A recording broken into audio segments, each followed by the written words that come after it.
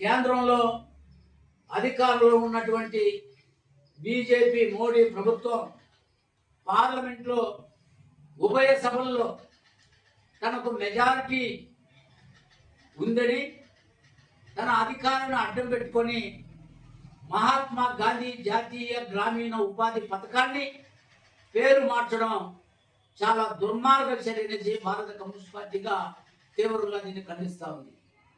ఎందుకంటే గ్రామీణ పేదల జీవన ఆధారం పైన ఆధారపడే ఈ గ్రామీణ ఉపాధి హామీ పథకాన్ని మహాత్మా గాంధీ పేరుంటే మోడీకి ఏమైనా అడ్డమానే విషయమే భారత కమ్యూనిస్ట్ పార్టీగా ప్రశ్నిస్తున్నాం. ఏదైతే 2014లో యూపీఏ గవర్నమెంట్లో లక్షలాది మంది కోట్లాది మంది ప్రజలు నిరుపేదలు వలసలు పోకుండా ఉపాధి కోసం ప్రవేశపెట్టినటువంటి ఈ యొక్క పథకాన్ని నిర్వీర్యం చేయడం తప్ప వేరే కాదనేసి కూడా ఈ సందర్భంగా సిపిఐగా చెప్పదలుచుకున్నాం. 2014లో 63 మంది వామపక్ష పార్టీలకు సంబంధించిన కమ్యూనిస్ట్ పార్టీకి సంబంధించిన ఎంపీలు ఆడ గట్టిగా పోరాటం చేసిన ఫలితంగా ఈ యొక్క పథకాన్ని ఆమోదింపజేయడం జరిగింది. 2005లో పార్లమెంట్లో ఆమోదై 2006లో మొదటిసారిగా 2006లో సుమారు 300 జిల్లాల్లో ఈ యొక్క కార్యక్రమాన్ని మొదలుపెట్టి ప్రజలకు నిరుపేదలని ఆదుకోవడం జరుగుతూ ఉంది. దానికి సంబంధించినటువంటి కేంద్రంలో గతంలో ఎక్కువ శాతం ఇస్తూ ఉన్నారు బడ్జెట్. కానీ ఇప్పుడున్న పరిస్థితి ఏమంటే 60% కేంద్రం 40% రాష్ట్రం ఇవ్వడం వల్ల ఇప్పటికే రాష్ట్రాల్లో ఆర్థిక ఇబ్బందులు ఉంటే ఈ 40% వాళ్ళు వేయలేరు, ఆ పథకం నిర్వీర్యం అయిపోతుంది. ఆ ఉద్దేశంతోనే మోడీ ప్రభుత్వం దుర్మార్గ చర్యకు కంకణం కట్టుకుంది. దీన్నే భారత కమ్యూనిస్ట్ పార్టీ తీవ్రం ఖండిస్తున్నాం.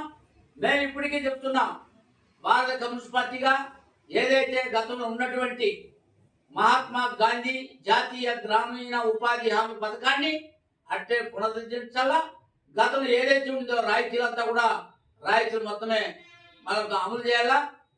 సంవత్సరానికి 125 రోజులు ఇస్తామని చెప్పేసి ఊరికే హామీస్తున్నారు తప్ప మీరు ఆచరణలో సాధ్యం కాదని కూడా మేము అనుకుంటున్నాం. కాబట్టి ఈ యొక్క పథకాన్ని కొనసాగించాలని, లేని పక్షంలో పెద్ద ఎత్తున ఉద్యమం చేపడతామని కూడా ఈ కేంద్ర ప్రభుత్వాన్ని హెచ్చరిస్తున్నాం.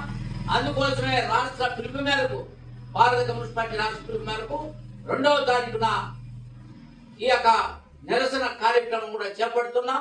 ఇప్పటికైనా మోడీ ప్రభుత్వం దిగి రావాలని కూడా సిపిఐగా డిమాండ్ చేస్తున్నాం. ఈ రాష్ట్రంలో ఉన్నటువంటి తెలుగుదేశం ప్రభుత్వం, చంద్రబాబు నాయుడు ప్రభుత్వం, అదేవిధంగా పవన్ కళ్యాణ్ డిప్యూటీ ముఖ్యమంత్రి, అదేవిధంగా ఉన్నటువంటి వైఎస్ఆర్ ప్రతిపక్షం ఉన్నటువంటి వైఎస్ఆర్ జగన్మోహన్ రెడ్డి మీరు ఏం చేస్తున్నారని భారత కమ్యూనిస్ట్ పార్టీగా మేము ప్రశ్నిస్తున్నాం. మీరు నిజంగా పేదలకు మంచి చేయాలనుకుంటే ఈ పథకాన్ని ఏదైతే మోడీ ప్రభుత్వం చేసిన పథకాన్ని పేరు మార్చిన పథకాన్ని మీరు వ్యతిరేకించుండాల. కానీ మీరు వ్యతిరేకించలేదంటే మీరు కూడా నిరుపేదలకు అన్యాయం చేస్తున్నారని దీన్ని బట్టి అర్థమవుతుంది. మీరు కూడా దీనిపైన మొత్తం కూడా అన్ని పార్టీల వాళ్ళు కూడా దీన్ని మనం పేదలు నిరుపేదలకు న్యాయం చేయాలనే ఉద్దేశంతో మహాత్మా గాంధీ జాతీయ గ్రామీణ ఉపాధి హామీ పథకాన్ని కంటిన్యూ చేయాలనేసి దానికి సంబంధించిన రాయితీలు గతంలో ఏ విధంగా ప్రభుత్వం చట్ట ప్రకారం చేస్తుందో ఆ చట్ట ప్రకారం అన్ని రావాలని కూడా డిమాండ్ చేస్తూ 2వ తారీఖున చిత్తూరు జిల్లాలో కూడా ఈ కార్యక్రమం నిర్వహిస్తున్నాం, నిరసన కార్యక్రమాన్ని. కాబట్టి గ్రామీణంలో ఉన్నటువంటి నిరుపేదలు పేద ప్రజలతో కూడా కలిసి రావాలని కూడా మీడియా ద్వారా విజ్ఞప్తి చేస్తున్నాం.